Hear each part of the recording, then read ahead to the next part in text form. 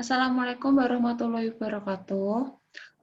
Kami dari kelompok 2 ingin mempresentasikan tentang perencanaan kinerja.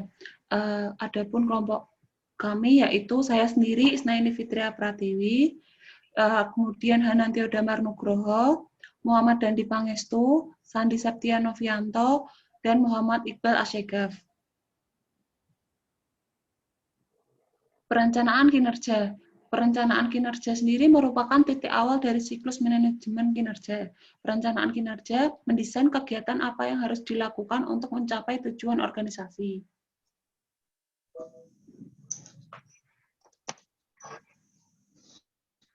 Proses perencanaan strategis. Proses perencanaan strategis pada umumnya mengikuti 10 langkah berikut. Meskipun tidak selalu dilakukan dengan urutan yang sempurna, berikut gambaran proses perencanaan strategis dalam urutan. Yang pertama, A. Mendefinisikan tujuan, B. Mendefinisikan lingkup produk atau jasa, C. Menilai sumber daya internal, D. Menilai lingkungan eksternal, E. Menganalisis pengaturan internal, F. Menilai keuntungan, G. Menggambarkan strategi kompetitif, H. Mengembangkan strategi, I. Mengimplementasikan strategi, C. Mengevaluasi manfaat.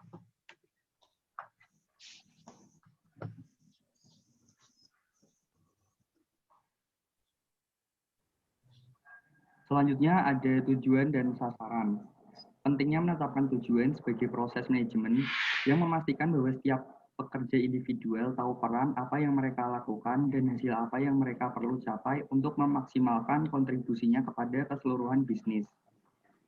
Terdapat pula beberapa tingkatan tujuan. Yang pertama ada corporate level, yang kedua ada senior management level, ketiga ada business unit, fungsional, dan departemen level. Yang keempat ada tim level, dan yang terakhir ada individual level.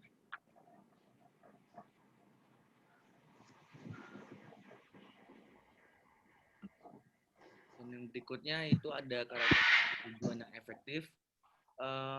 Yang pertama itu ada konsisten, yang kedua ada tepat, 3 menantang, 4 dapat diukur, 5 dapat dicapai, 6 disetujui, 7 dihubungkan dengan waktu, 8 berorientasi pada kerja sama tim, dan 9 diselaraskan dengan strategi organisasi, 10 dapat dicapai tapi menantang, dan yang terakhir yaitu didukung oleh reward yang tepat.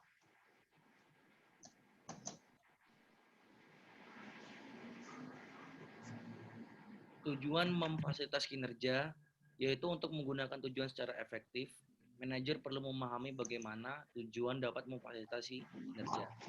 Berikut yaitu komponen yang perlu dipertimbangkan. Yang pertama yaitu goal content, yang kedua yaitu goal commitment, yang tiga work behavior, dan yang terakhir yaitu feedback aspect.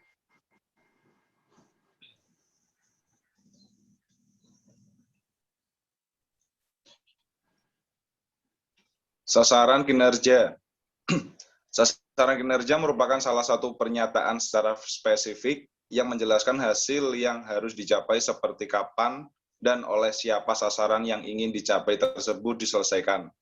Suatu kinerja mencapai unsur-unsur di antaranya the performance, the action, a time element, an evaluation method, the place.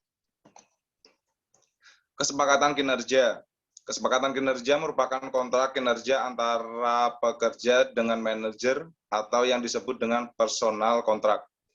Antara manajer dan pekerja harus sepakat tentang tujuan dan sasaran yang hendak dicapai dan menjadi komitmen untuk menjalankannya. Dari segi pekerja sendiri, kontrak kinerja menunjukkan tentang apa yang diharapkan manajer dari mereka dan tanggung jawabnya maupun sebaliknya.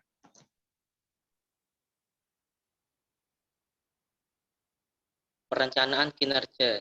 Perencanaan kinerja merupakan bagian terpenting manajemen kinerja. Manajemen kinerja merupakan proses di mana pekerja dan manajer bekerja bersama merencanakan apa yang harus dilakukan pekerja dalam tahun yang akan mendatang.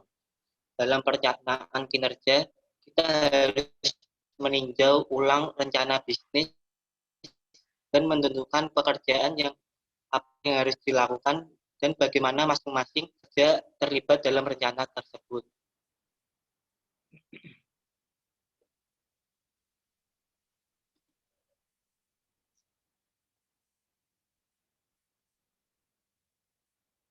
Standar kinerja.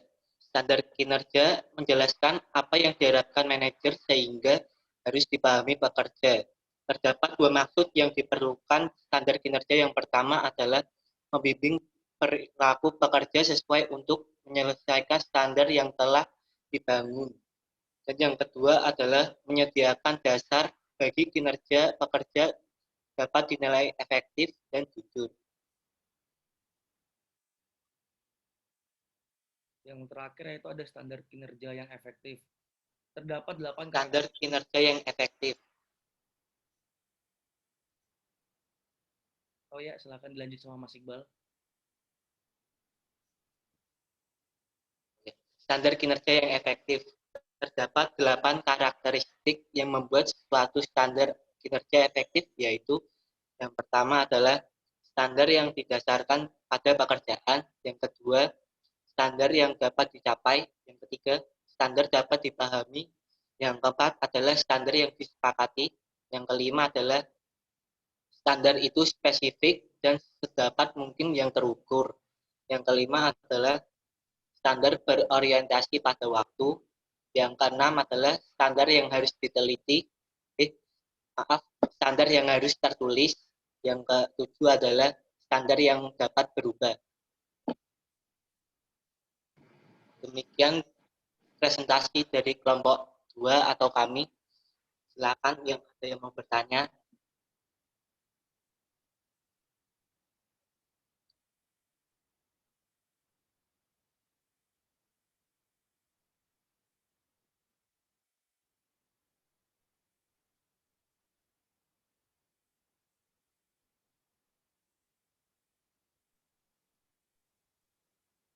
Guys, Bisa cuy. aku kecepatan rak mau mocone. Karo slide. Dan bagianku ki mau mbok jupuk ding dan aku cek maca sak slide tok, Cuk.